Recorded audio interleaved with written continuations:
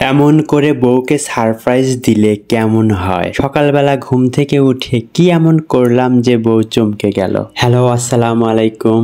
কাছে দূরে দেশে বিদেশে যে যেখান থেকে আজকের ভিডিওটি দেখতে শুরু করেছেন, আশা করি সবাই আল্লাহর রহমতে অনেক অনেক ভালো আছেন। আমরাও আলহামদুলিল্লাহ বেশ ভালো আছি। প্লিজ ভাইয়া আপুরা, ভিডিওটি দেখা শুরু করার আগে অবশ্যই একটি লাইক দিয়ে ভিডিওটি দেখা শুরু করুন। প্লিজ ভিডিওটি না টেনে পুরো ভিডিওটি দেখবেন। সংসারে স্বামী স্ত্রী কিন্তু একে অপরের পরিপূরক, আর আমরা চাইলেই আমাদের সাধ্যের মধ্যেই একে অপরকে কিন্তু আমরা অনেক রকম ভাবে হেল্প করতে পারি। আর সবচেয়ে ভালো কথা, একসাথে চলতে ফিরতে কিন্তু একে অপরকে ভালোবাসার বহিঃপ্রকাশটা অনেক বেশি দরকার। আর সবচেয়ে বেশি দরকার একজন আরেকজনকে সাপোর্ট করা, সেটা হতে পারে মেন্টালি এবং বিভিন্ন রকম আনুষঙ্গিক ভাবে। আর কাজের ক্ষেত্রে সাহায্য করাটা কিন্তু আমাদের একে অপরের দায়িত্ব এবং কর্তব্য। বেশ কয়েকদিন ধরেই দেখছিলাম বউ আমার রান্না বান্না করতে বেশ ধকল পোয়াচ্ছে। তার কারণ কি? চুলাতে কালি হচ্ছে, পাতিলে কালি পড়ছে। পাতিল পরিষ্কার করতে ওর অনেক বেশি কষ্ট হচ্ছে, বা কোনো কিছু করতে গেলে পাতিল বা কোনো কিছু যেখানে সেখানে রাখলে কালি লাগছে। তো আসলে যেটা হয়েছে, চুলাটা অনেকদিন পরিষ্কার করা হয়নি। আর এখন যেহেতু রমজান মাস, আর সারাদিন আসলে রোজা রেখে এগুলো ক্লিন করতে আসলে কারোরই মানসিক শক্তিতে কুলাবে না। ছেলে মানুষের একটু হলেও এনার্জি বেশি থাকে। আর আমি বেশ কিছুদিন ধরেই মনে মনে প্ল্যান করে রাখছিলাম যে কোনো একটা ছুটির দিনে আমি এই কাজটা করে বউকে একদম অবাক করে দেব। আসলে অনেক কিছু করেই তো বউকে আমরা ভালো রাখতে পারি, অনেক কিছু করেই কিন্তু আমরা সারপ্রাইজ দিতে পারি। তো এগুলো করেও কি সারপ্রাইজ দেওয়া যায় না? আমার তো মনে অবশ্যই যায়। আমার যেহেতু সকালে উঠে অফিসে যেতে হয়, তাই আমার ওই একটা সার্টেন টাইম পরে এমনি ঘুম ভেঙে যায়। আর এখন রমজান মাস, একটু দেরি করে ঘুম থেকে উঠি সবাই। আর আমি তো আগেই উঠে পড়েছি, তাপসিরের আম্মু ঘুমাচ্ছিল, তাপসিরও ঘুমাচ্ছিল। তো দেখলাম এই ফাঁকে আমি কাজটা করে ফেলি। তো এই তো রান্নার ঘরে চলে এসেছি। এসে আমি তো চুলা পরিষ্কার করা শুরু করে দিয়েছি। আর চুলাটাতে আসলে এত বেশি ময়লা পড়েছে, যেটা আসলে আপনারা দেখতেই পাচ্ছেন। আর এই চুলাটা আসলে আমাদের যখন সংসার শুরু হয় তখন কেনা, আর ওরকম ভাবে এতটা ময়লা হওয়া কখনো হয়নি। নরমালি আমরা একদম হালকা হালকা হলেও নিয়মিত পরিষ্কার করেছি, আর এই কারণে এত বেশি ময়লা কখনোই হয়নি। আর এখন যেটা হয়েছে, তাপসিরের খাওয়ানো, রান্না বাড়ি, এটা সেটা নিয়ে আমাদের অনেক বেশি ধকল পোহাতে হয়। একটা বাচ্চাকে টেক কেয়ার করতে যে কত কষ্ট হয়, সেটা যারা বাবা মা হয়েছেন তারা জানেন। তো যাই হোক, এত সবকিছুর পরে আসলে সবকিছু ম্যানেজ করে মেইনটেইন করে চলাটা অনেক বেশি কষ্টের। দৈনন্দিন জীবনে খাওয়া পড়া যেখানে অনেক বেশি কষ্টসাধ্য হয়ে গেছে, সেখানে কিন্তু কোনো কিছু এত ক্লিন করা বা সব বিষয়ে এত বেশি সময় দেওয়াটা কিন্তু অনেক বেশি কষ্টের হয়ে যায়। আমাদের দৈনন্দিন জীবনে চলতে ফিরতে পরিষ্কার পরিপাটি থাকতেই হয়। আর এটা চুলাটা আসলে নরমালি উপরে উপরে পরিষ্কার করা হয় প্রতিদিনই। আর এসব বিষয়ে তাপসিরের আম্মু অনেক বেশি কেয়ারিং, পরিষ্কার করে। কিন্তু এই যে ভিতরে আসলে অল্প অল্প করে ময়লা হতে হতে এমন হয়েছে যে ভিতরে ময়লাগুলো বার্ন হয়ে পাতিলে কালি পড়া শুরু করেছে। তো এই জিনিসটা নিয়ে বেশ কিছুদিন ধরেই আমরা একটু ঝামেলার মধ্যে দিয়ে যাচ্ছিলাম। তো এখন এই তো পরিষ্কার করতে এসে দেখলাম আর বুঝলাম যে কি কারণে এত বেশি কালি হচ্ছে। তো আসলে ভিতরে যদি অনেক বেশি এরকম ময়লা জমে যায়, যখন চুলা জ্বালানো হয় তখন কিন্তু এই ময়লাগুলোই বার্ন হয়, এবং এগুলো কিন্তু হচ্ছে একদম কালো ধোঁয়া তৈরি করে। আর এখান থেকেই কিন্তু কালি তৈরি হয়, আর এই কালিগুলোই দেখা যায় যে পাতিলে জমে। তো এভাবেই পাতিলও নোংরা হয়ে যায়, মাজনা নোংরা হয়ে যায়, সবকিছু মিলে একটা যাতা অবস্থা হয়ে যায়। আমি কিন্তু চুলাটা পরিষ্কার করার শুরুতেই গ্যাস সিলিন্ডার থেকে এর কানেক্টরটা খুলে নিয়েছি। তো আমি এই তো শুরুতেই আর কি সুন্দর মতো পুরো চুলাটা চাকু দিয়ে, তারপরে কাঁটা চামচ দিয়ে আর কি যতটুকু ঘষে ঘষে ময়লাগুলো ছাড়িয়ে নেওয়া যায় আমি চেষ্টা করেছি। অ্যাজ ইউজুয়াল সুন্দর মতো আনাচে কানাচে প্রত্যেকটা জায়গায় অনেক সুন্দর করে পরিষ্কার করার চেষ্টা করেছি। আমার যে চুলাটা, এই চুলাটা হচ্ছে মিয়াকো ব্র্যান্ডের। তো এখানে যেটা আমি একটা জিনিস দেখলাম, সেটা হচ্ছে চুলাটার প্রত্যেকটা পার্ট কিন্তু সুন্দর করে খোলা যায়। তো আমি শুরুতে যেটা করেছিলাম, উপরের যে স্ট্যান্ড গুলো ছিল সেগুলো সুন্দর মতো সরিয়ে এগুলো পানিতে ভিজিয়ে নিয়েছি, কারণ এগুলোতে কিন্তু অনেক ময়লা জমে গিয়েছিল। আর এই ময়লাগুলো তুলতে হলে একটু সাবান পানি ব্যবহার করতেই হবে, আর ঘষে ঘষে তুলতে হবে। এ কারণে প্রথমে ওগুলো আমি ভিজিয়ে নিয়েছিলাম। তারপরে চুলার ভিতরে যে পার্ট গুলো যতটুকু খোলা যায় আমি খুলে নিয়েছিলাম, আর একদম ভিতরের যেগুলো নাটগুলো ছিল সেগুলো আর কি খুলিনি, কারণ ওগুলো না খুলেই টুকটাক পরিষ্কার করা গেছে। আর যে পার্টগুলো আর কি খোলার ছিল সেগুলো আমি যথাসাধ্য চেষ্টা করে খুলে ওগুলো আমি ক্লিন করে নিয়েছি। তবে একটা চুলার অংশটা এটা এত ময়লা হয়ে একদম পুরো আটকে ছিল, এটা খোলা যাচ্ছিল না। তো আসলে পরিষ্কার করতে করতে আমি যখন চাকু দিয়ে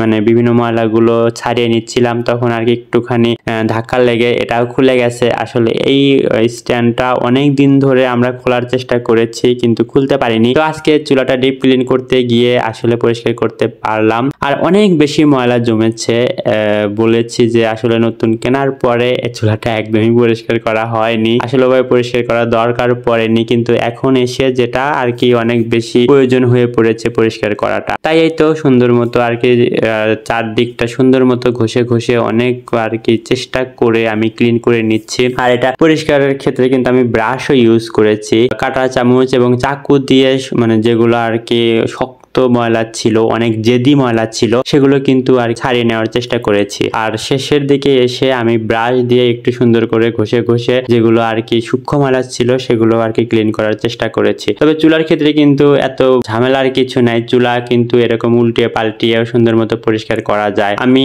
প্রথমে উপর থেকে পরিষ্কার করে নিয়েছি, তারপরে একটু উল্টে উল্টে সাইড দিয়ে যেখানে যেমন পারা যায় সেগুলো পরিষ্কার করে নিয়েছি এবং অনেক সুন্দর মতো কিন্তু পরিষ্কার হয়ে গেছে। আমি যেহেতু এর আগে কখনোই চুলা পরিষ্কার করিনি আর এরকম ভাবে ডিপ ক্লিন করা হয়নি চুলাটা, কিন্তু আমি ভিতরে যেটা দেখলাম যে আসলে মানে পরিষ্কার করাটা খুব বেশি মানে ঝামেলার না, একটু সুন্দর মতো যদি রেগুলার পরিষ্কার করা যেত তাহলে ময়লা জমতোই না। আমাদের আগের ভিডিওতে আমাদের প্রিয় ভাইয়া আপুরা আমার বার্থডে উপলক্ষে অনেক সুন্দর সুন্দর কমেন্ট করে আমার বার্থডেটাকে আরো বেশি স্পেশাল করে তুলেছেন। আপনাদের এত সুন্দর সুন্দর উইশ পেয়ে সত্যি আমার অনেক বেশি ভালো লেগেছে। আমাদের দুজনের জন্য আপনারা সবাই অনেক অনেক দোয়া করেছেন, এটি আমার জন্য সত্যি অনেক বড় পাওয়া। আসলে অন্তরের অন্তঃস্থল থেকে আপনাদের সবাইকে জানাই অনেক অনেক ধন্যবাদ এবং কৃতজ্ঞতা। আর এই যে বলেছিলাম যে পার্টটাতে খোলা যাচ্ছিল না, উপরের যে একটা ছোট বাল্বের মতো অংশ, তো সেটা আর কি এরকম পরিষ্কার করতে করতে মানে একাই খুলে গেল, হালকা একটু চাপ দিয়ে আমি খুলতে পেরেছি, কিন্তু সেটার ভিতরে যে কি পরিমাণ ময়লা ছিল সেটা দেখাই যাচ্ছে।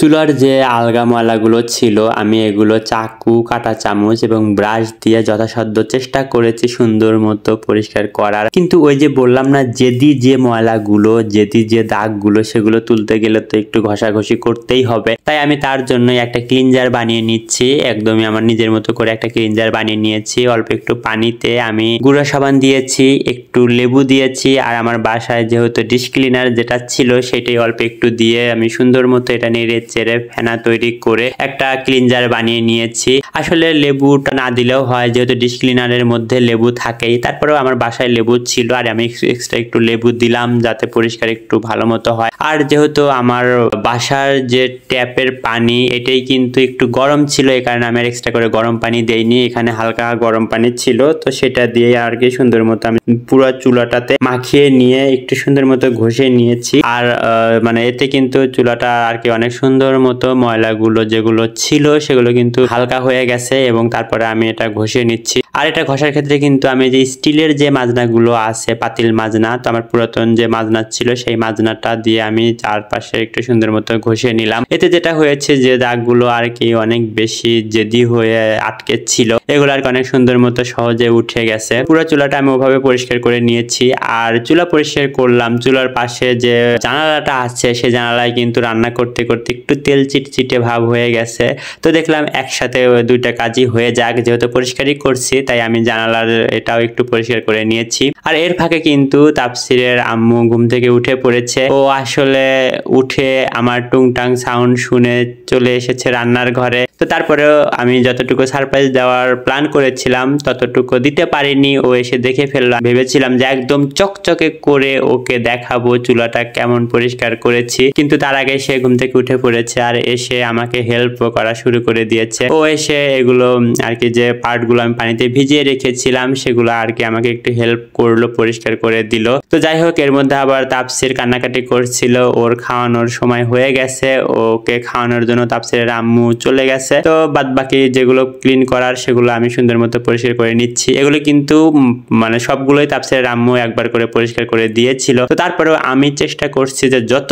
বেশি সুন্দর করে ঝকঝকে করে পরিষ্কার করা যায় সেটা করব। তো এই কারণে আমি আর কি আবার এগুলো সুন্দর মতো ঘষে ঘষে পরিষ্কার করে নিচ্ছি। আর এই যে প্রত্যেকটা অংশ কিন্তু অনেক সুন্দরভাবে পরিষ্কার হয়ে যাচ্ছে এবং ঝকঝক করছে। পরিষ্কারের পর্ব মোটামুটি কিন্তু শেষের দিকে। এখন আবার চুলাটা আমি সেট করে নিচ্ছি। আর সবকিছুই পরিষ্কার করা হয়ে গেল। যে স্ক্রুগুলো আমি খুলেছিলাম শুরুতে, আর এখানে একটা কথা কিন্তু আমি একটু শেয়ার করতে চাই, সেটা হচ্ছে এই ছোট ছোট জিনিসগুলো কিন্তু দেখা যায় কাজ করতে করতে কাজের ফাঁকে এখানে সেখানে পড়ে হারিয়ে যায়। আমি যেটা করেছিলাম, স্ক্রুগুলো খুলে সুন্দর মতো 4টা স্ক্রু একটা ফ্রিজের মধ্যে রেখে এটা একদম হাতের নাগালের বাইরে রেখেছিলাম। সহজেই আমি আবার এগুলো নিয়ে নিলাম। তো যেহেতু সবগুলো পরিষ্কার করা হয়েছে, তো এদের কেন বাদ রাখবো। তো তারপর স্ক্রুগুলো আমি যে ক্লিনজার তৈরি করেছিলাম সেই ক্লিনজারের মধ্যে সুন্দর মতো আবার ধুয়ে মুছে ঘষে পরিষ্কার করে নিলাম। স্ক্রুতে যদি ময়লা লেগে থাকে তাহলে দেখা যাবে যে এর জয়েন্ট গুলোতেও একটু ময়লা ময়লা হয়ে যাবে এবং পরিষ্কার করা কিন্তু কঠিন হয়ে যায়। যেহেতু খুলেছি তাই এটা পরিষ্কার করতে একটু সহজ হলো। তারপরে পুরো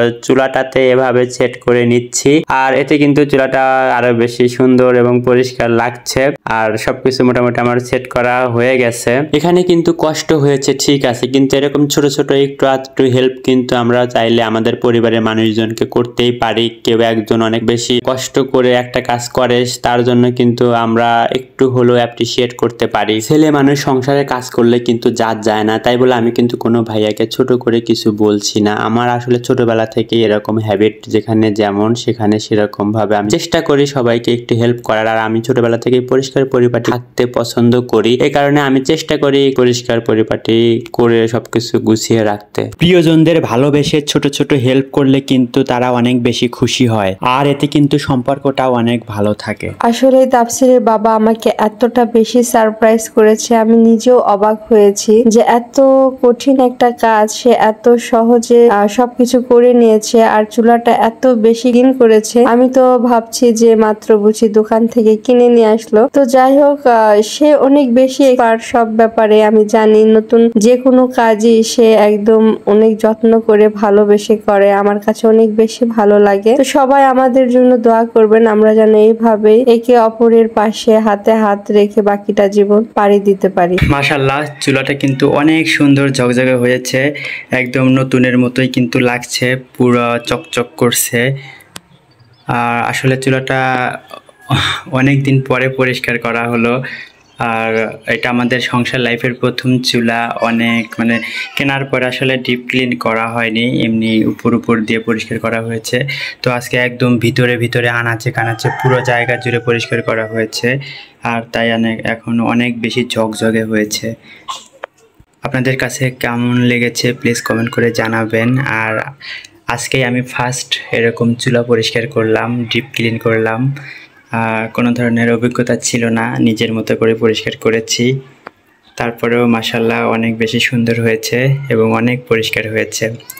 তো প্লিজ সবাই আমাদের ভিডিওটাতে লাইক দেবেন। আর যদি আমাদের চ্যানেলে নতুন হয়ে থাকেন তাহলে প্লিজ আমাদের চ্যানেলটাতে সাবস্ক্রাইব করে দিবেন। আর নোটিফিকেশানের বেল আইকনের ওখানে ক্লিক করে অল অপশনটা সিলেক্ট করে দেবেন, তাহলে আমাদের ভিডিও ছাড়া মাত্রই আপনাদের কাছে নোটিফিকেশান চলে যাবে আর সাথে সাথে আপনারা দেখে নিতে পারবেন। প্রতিটা কাজ করতে কিন্তু অনেক বেশি কষ্ট হয়। যেরকম আজকে এই চুলাটা পরিষ্কার করতে গিয়ে আমি বুঝলাম হাড়ে হাড়ে কতটা কষ্ট হলো। তেমনি বাড়িতে যারা কাজ করে, বিশেষ করে আমাদের মা বোনেরা, তারা কিন্তু অনেক বেশি পরিশ্রম করে অনেক কষ্ট করে এক একটা কাজ করে। তো যাই হোক, যেহেতু মানে সবার কাজই অনেক কষ্টের, সবগুলো কাজের জন্যই অ্যাপ্রিসিয়েট করা উচিত। আর আমরা যে ভিডিও তৈরি করি এটাও কিন্তু অনেক কষ্টের একটা বিষয়, যারা আমরা এই প্ল্যাটফর্মে আছি তারা খুব ভালো মতোই জানি। তো যাই হোক, প্লিজ আমাদের সাপোর্ট করবেন। আর আপনারা যদি আমাদের ভালোবাসা দেন তাহলে আমাদের সামনে এগিয়ে যেতে অনেক বেশি সহজ হয়ে যাবে।